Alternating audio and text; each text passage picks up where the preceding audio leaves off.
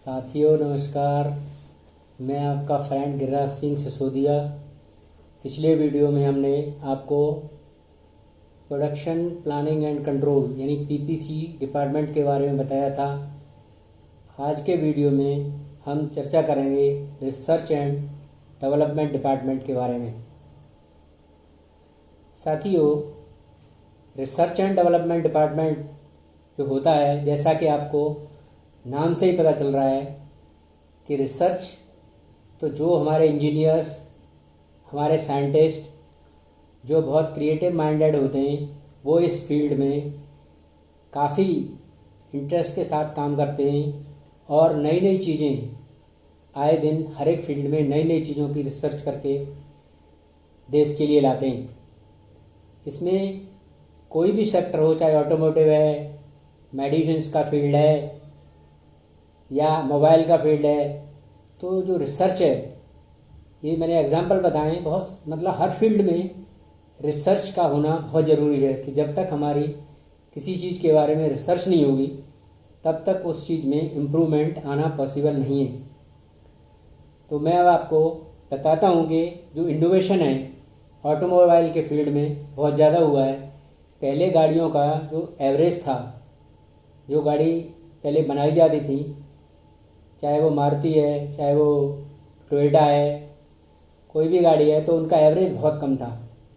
लेकिन धीरे धीरे इनके इंजन में कंपनियों ने रिसर्च करके इम्प्रूवमेंट किया और उनका एवरेज पहले से काफ़ी बेटर हो गया। जो स्कूटर थे पहले, उनका एवरेज किसी का 25, किसी का 30 ऐसा एवरेज था। लेकिन उसके बाद जब बाइक आई मार्केट में, मोटरसाइकिल आई, तो उनका एवरेज 80, 90। तो उसका जो इंजन है उसमें इतनी परफॉर्मेंस इतनी अच्छी करके उस इंजन को बनाया रिसर्च करके कि उसका एवरेज बहुत ज़्यादा अच्छा, यानी कार का भी अच्छा हुआ और मोटरसाइकिल का भी अच्छा हुआ। अब क्या है कि हमारे इंडिया में BS4 चल रहा था पहले, तो BS4 से BS5 नहीं लिया, बल्कि 1 अप्रैल से BS6 लागू हो गया।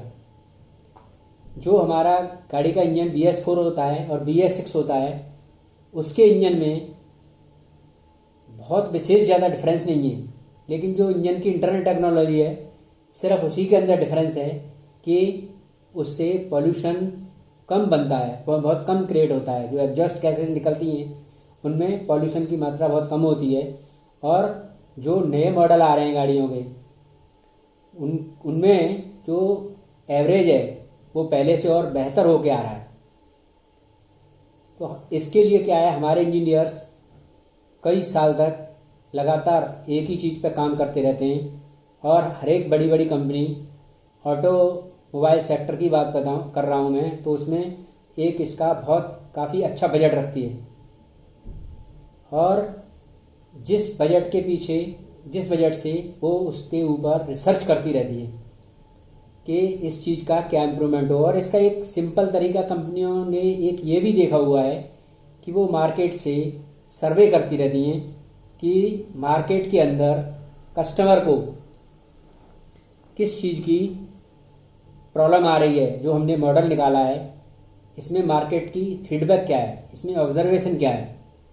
तो कस्टमर जो अपना फीडबैक देते हैं, एक फीडबैक फॉर्म के द्वारा, फ़ोन से कम्युनिकेशन के द्वारा और मार्केट में अपने सर्वेयर भेज के उसका भी सर्वे कराने के बाद उन्हें पता चलता रहता है कि ये चीज़ है, अगर इसमें इम्प्रूवमेंट कर दिया जाए तो इसके बहुत अच्छे रिजल्ट्स आएंगे। तो उसके अकॉर्डिंगली भी कंपनी उस चीज़ में जो नया मॉडल निकालते हैं उसमें वो चेंज करते रहते हैं। अगर जो है रिसर्च के द्वारा ही हम नई नई चीज़ों तक पहुंच पाते हैं। अब सबसे ज़्यादा जो बड़ा इम्प्रूवमेंट है इसमें ये है कि जो गाड़ियां पहले बनती थी उनमें ब्रेकिंग सिस्टम भी अलग था। जो आजकल जो ब्रेकिंग सिस्टम आ गया है वो ABS ब्रेकिंग सिस्टम है, जो पहले वाले ब्रेकिंग सिस्टम से अलग है। और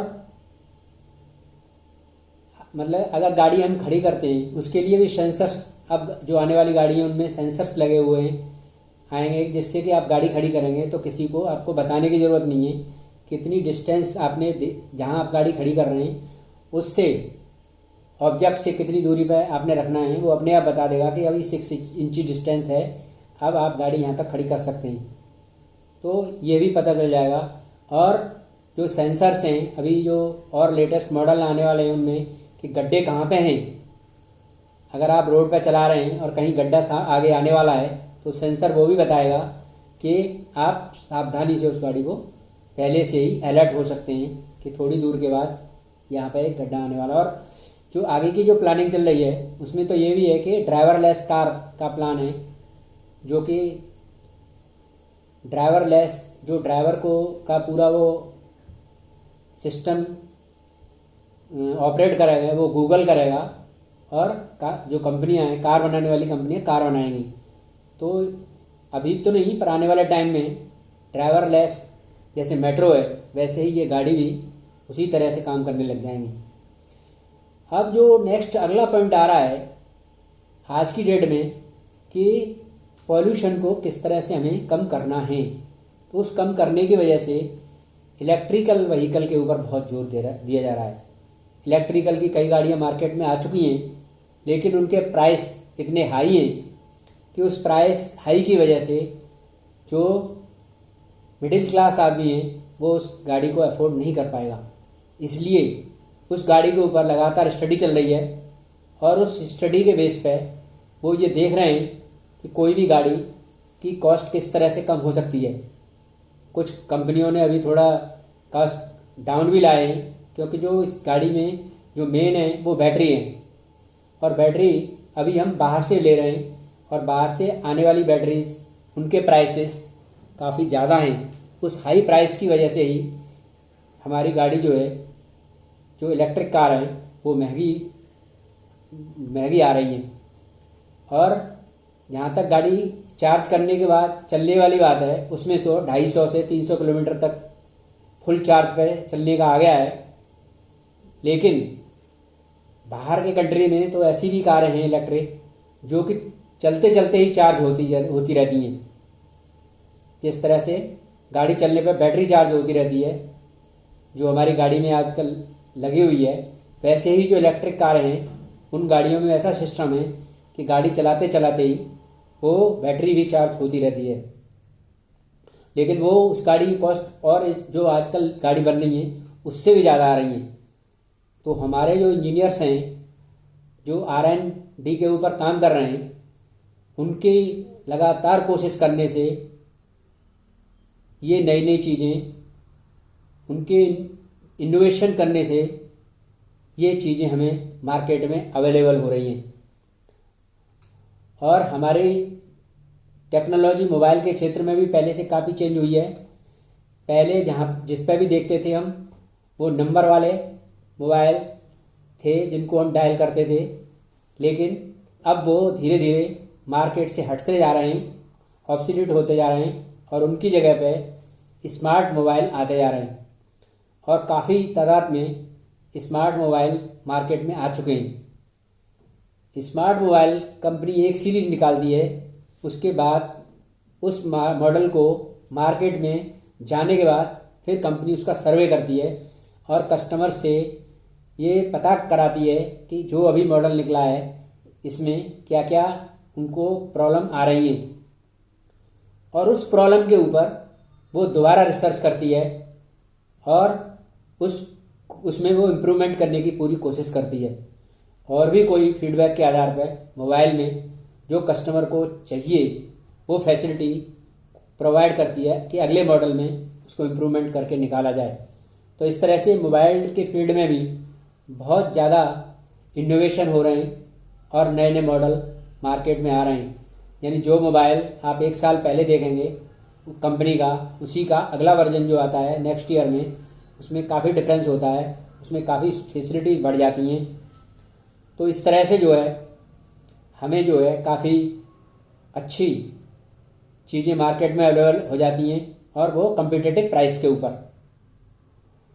अब मैं आपको ये बताना चाहूँगा कि ये जो रिसर्च एंड डेवलपमेंट डिपार्टमेंट है, इसकी इम्पोर्टेंस किसी भी कंपनी के लिए बहुत ज़्यादा है। मार्केट में आप जो भी प्रोडक्ट बनाते हैं, आप सिर्फ उसको एक बार बनाने के बाद अगर उस पर रिसर्च नहीं करेंगे, R&D नहीं करेंगे, तो वो प्रोडक्ट एज इट इज रहेगा और मार्केट में धीरे धीरे उसकी डिमांड भी घट जाएगी। लेकिन अगर आप उसमें लगातार कुछ इम्प्रूवमेंट करते रहेंगे, कुछ नया करते रहेंगे, कुछ ऐड करते रहेंगे और उसके फीचर्स में कुछ चेंज लाते रहेंगे, तो आपकी चीज़ की मार्केट में डिमांड बनी रहेगी। तो इसीलिए इसी का कारण है कि कंपनियां नई कार, नई बाइक और नए मोबाइल बीच बीच में जल्दी जल्दी लॉन्च करती रहती हैं। इससे क्या होता है कि लोग उनको पसंद करते हैं और उनको मार्केट में खरीदते हैं। तो इस तरह से साथियों, मैंने आपको बताया रिसर्च एंड डेवलपमेंट डिपार्टमेंट क्या होता है और ये कैसे काम करता है। तो आज के मुझे उम्मीद है कि आपको रिसर्च एंड डेवलपमेंट डिपार्टमेंट के बारे में पता चला होगा। अगर आपको ये वीडियो अच्छा लगा है तो इसे लाइक करें और आप कमेंट बॉक्स में अपने कमेंट्स डाल दें, ताकि अगले वीडियो में आपको आपने जो कमेंट्स में लिखा है मैं उसका ध्यान रख सकूं। साथ ही एक चीज़ और है कि अगर आपने मेरा ये चैनल सब्सक्राइब नहीं किया है तो आप इसे सब्सक्राइब कर दें, ताकि मेरे वीडियोज़ की लेटेस्ट इन्फॉर्मेशन आप तक पहुंच सके। Thanks for watching. जय हिंद, जय भारत।